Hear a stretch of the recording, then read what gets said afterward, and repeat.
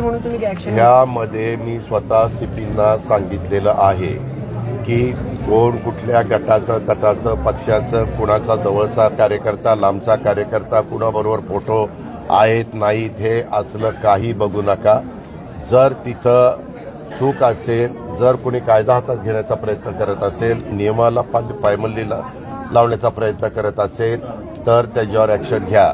त्यांनी मला सांगितलं की जरी काहींनी शिफारस केलेली असली तरी इथल्या सीपीनी त्यांना परवाना, शस्त्र परवाना दिलेला नाही असं स्वतः आयुक्तांनी मला सांगितलेलं आहे. आणि आयुक्तांना पण मी सांगितलं की हे कुणाचाही पुण्यामध्ये असो नाहीतर पुण्याच्या बाहेर महाराष्ट्रात कुठेही असो, कायदा सुव्यवस्था चांगली ठेवणं हे सरकार म्हणून आपलं सगळ्यांचं काम आहे. पोलिसांची पण ही महत्त्वाची जबाबदारी आहे.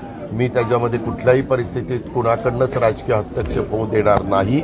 मी काल 2 दिवस मुख्यमंत्री, उपमुख्यमंत्री आणि आम्ही सगळे तिघं एकत्रच होतो ह्या 2 पंतप्रधानांच्या कार्यक्रमाच्यामुळं. त्याही वेळेस हा विषय निघालेला होता.